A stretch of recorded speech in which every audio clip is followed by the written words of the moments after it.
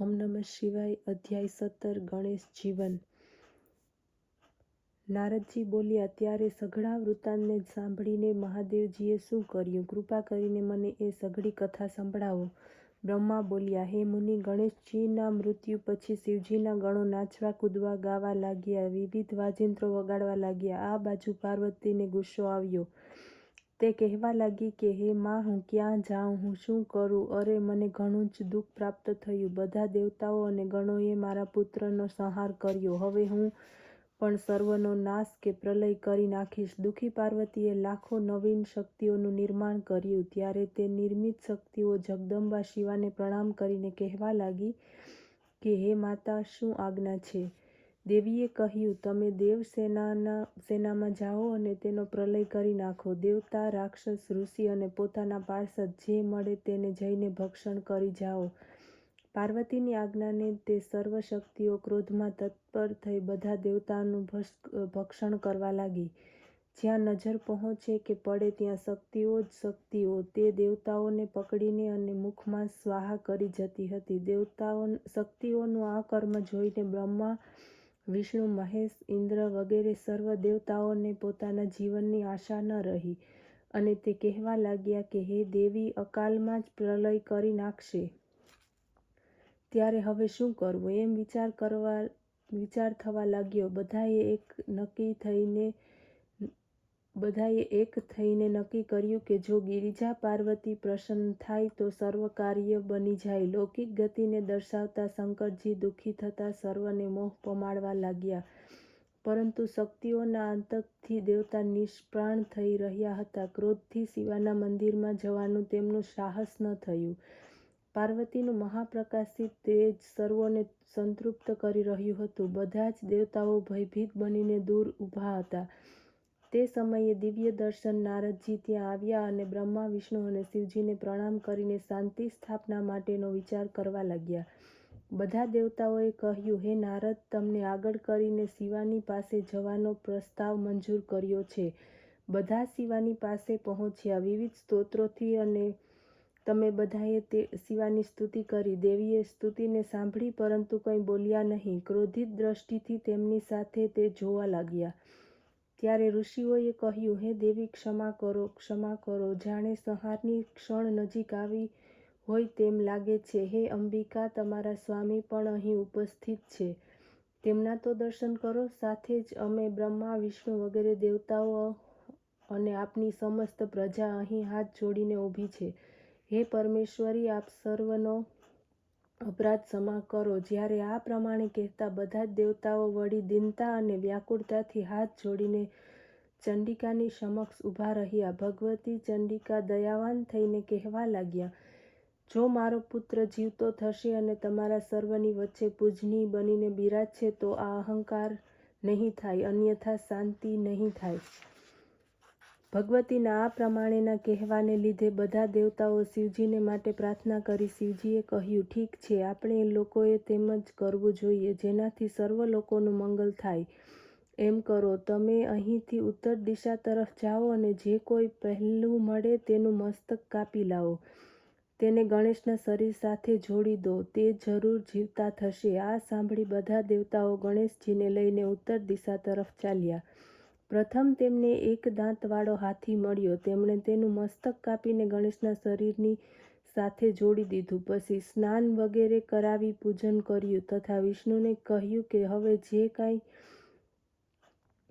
કરવું હોય તે આપ કરો. વિષ્ણુએ વેદ મંત્રોના ત્યાગથી અભિમંત્રણ કરેલા જળને ગણેશ ઉપર છાંટ્યું. જળનું પ્રોક્ષણ થતાં શિવજીની ઈચ્છાને કારણે બાળક જાગૃત થયો. તે ગજમુખ, રક્તવર્ણ, સુંદર કાંતિવાન બાળકનું પ્રસન્ન વદન અને સુંદર આકૃતિને શોભા ઘણી જ દેદીપ્યમાન હતી. શિવાપુત્રને જીવિત જોઈને સર્વનું દુઃખ દૂર થયું. બધા જ પ્રસન્ન થયા. તેમણે દેવીને તે બતાવ્યું. પાર્વતી દેવી પોતાના પુત્રને જીવિત થયેલો જોઈને આનંદયુક્ત બન્યા. અધ્યાય 18 ગણેશનું ગૌરવ. નારદજી બોલ્યા, હે પ્રજેશ્વર, ગિરિજાપુત્રના જીવિત થયા પછી શું થયું? કૃપા કરીને તે કથા મને સંભળાવો. બ્રહ્મા કહેવા લાગ્યા, હે મુનીશ્વર, જ્યારે દેવીએ જોયું કે મારો પુત્ર જીવિત થયો છે તો તે બહુ પ્રસન્ન થયા. તેને તે ભેટી પડ્યા અનેક પ્રકારના આભૂષણ અને વસ્ત્રો પહેરાવ્યા. બધાએ તેમની પૂજા કરી.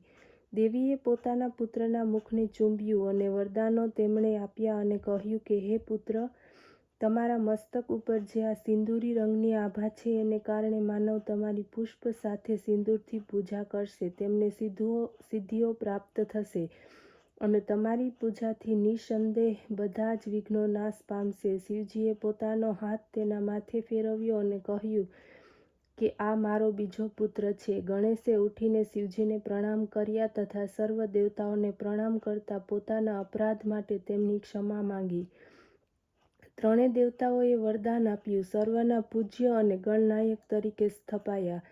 ત્યારે તે ગણેશજીના વિઘ્ન હરતા અને સર્વકામના ફળદાયક થયા. સાથે સાથે ત્રણેય દેવતાઓએ કહ્યું, સર્વપ્રથમ મનુષ્યો એની પૂજા કરશે, પછી અમારી પૂજા થશે. ત્યાર પછી શિવજીએ સર્વ માંગલિક વસ્તુઓ મંગાવી ગણેશજીની પૂજા કરી. પછી વિષ્ણુ આવ્યા, તેમણે પૂજા કરી. ત્યારબાદ બ્રહ્માએ પૂજા કરી. પછી પાર્વતીએ અને તે પછી બધા દેવતાઓ આવ્યા, તેમને પણ સાદર અર્ચન કર્યું. પછી સર્વ દેવતાઓ એકી અવાજે ગણેશજીને સર્વાધ્ય કહીને વરદાન આપ્યા.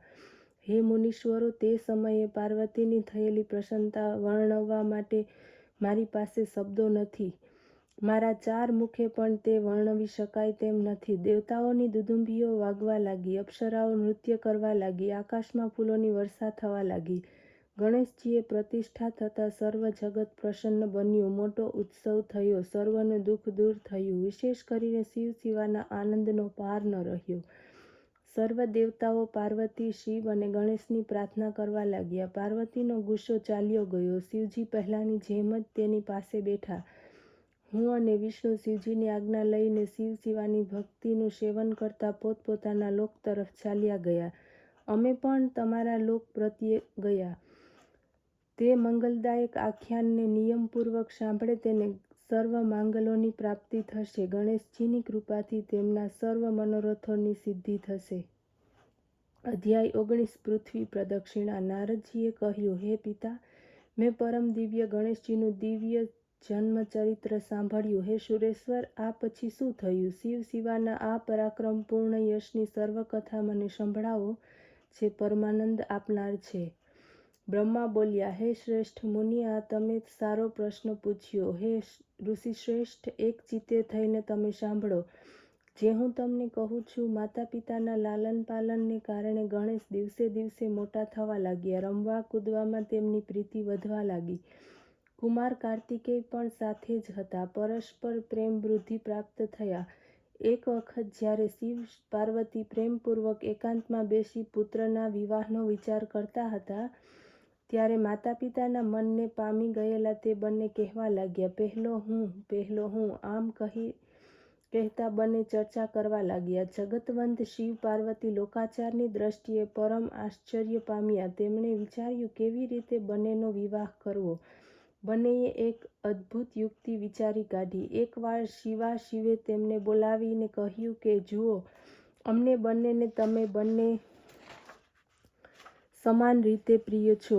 કોઈ વહાલું નથી કે કોઈ અળખામણું નથી. એક કારણથી તમારા માટે અમે આ પ્રતિજ્ઞા કરી છે કે જે સૌથી પહેલાં પૃથ્વીની પરિક્રમા કરીને અમારી પાસે આવશે તેનો જ શુભ વિવાહ થશે.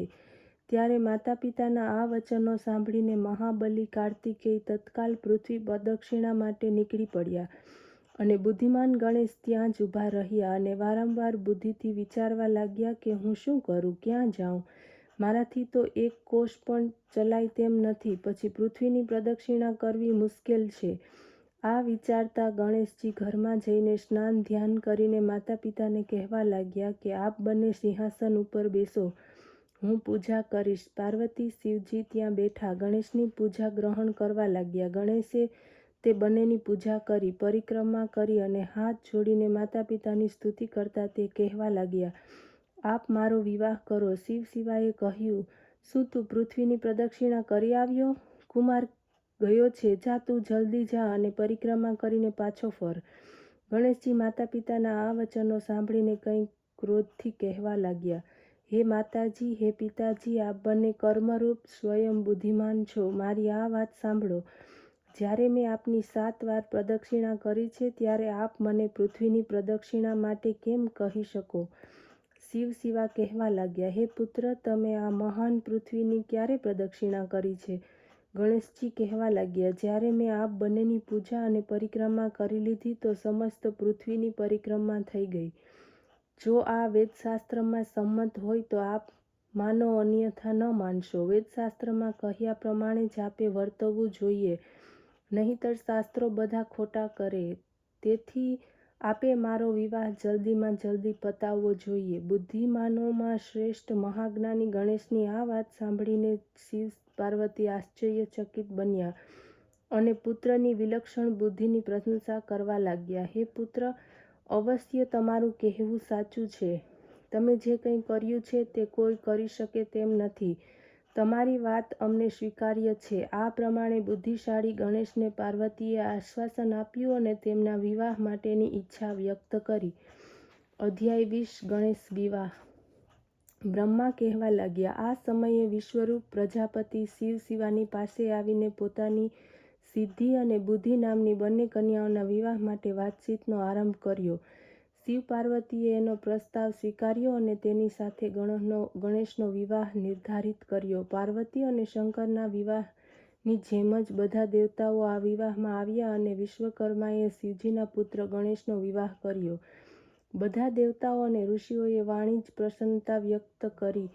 ગણેશ પણ ખુશખુશાલ થયા. કેટલાય સમય પછી ગણેશજીએ તે બંને સ્ત્રીઓમાં સુંદર પુત્રને ઉત્પન્ન કર્યા. સિદ્ધિથી જે પુત્ર જન્મ્યો તેનું નામ તે ક્ષેમ, બુદ્ધિથી જે પુત્ર જન્મ્યો તેનું નામ તે લાભ.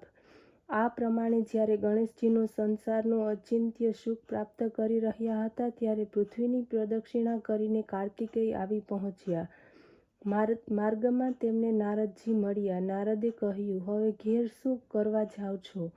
તમારા માતા પિતાએ જે કર્યું છે તે આ લોકમાં કોઈ નહીં કરે. તમને પૃથ્વીનો ફેરો કરવા મોકલ્યા, તમે ફરતા રહ્યા. આ બાજુ ગણેશના ઉત્તમ લગ્ન લેવાયા. વિશ્વરૂપ પ્રજાપતિની બંને કન્યાઓ તેમની પત્નીઓ છે. તેમને પુત્ર પણ થઈ ચૂક્યા છે. આમ તમારી સાથે કપટ થયું છે. મારી સમજ પ્રમાણે તમારા માતા પિતાએ તમારી સાથે સારો વ્યવહાર કર્યો ન કહેવાય. સત્ય છે કે જો માતા પિતા આપે કે વેચી કે દે કે રાજા સર્વસ્વનું હરણ કરી લે તો તેનું કોને કહેવાનું? હે નારદ, તમારી પાસેથી આવી વાત સાંભળતા જ કુમારના ક્રોધની સીમા ન રહી. કોઈ પણ રીતે તે ઘર સુધી તો પહોંચ્યા, પરંતુ માતા પિતાને પ્રણામ કરી તરત જ તેમની મનાઈ હોવા છતાં તેઓ તો ક્રોંચ પર્વત ઉપર તપ કરવા ચાલ્યા. શિવ પાર્વતી વારંવાર પૂછવા લાગ્યા. તરત જ કહી દીધું કે તમે મારી સાથે કપટનો વ્યવહાર કર્યો છે. કુમારના વિરહમાં પાર્વતીને ઘણું જ દુઃખ થયું. તેઓ દીનતાપૂર્વક શંકરને સાથે લઈને ક્રોંચ પર્વત પર ગયા.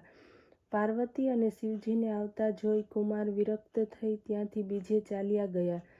શિવજી પાર્વતી ત્યાં ગયા મળ્યા ત્યારથી તે બંને સ્થાનોમાં કાર્તિકેય સહિત શિવ પાર્વતીનું મહાત્મ્ય અત્યાર સુધી મનાય છે. આ કથાને વાંચવાથી, સાંભળવાથી સર્વ મનોકામનાઓ પૂર્ણ થાય છે.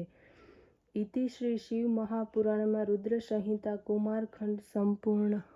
ઓમ નમઃ શિવાય.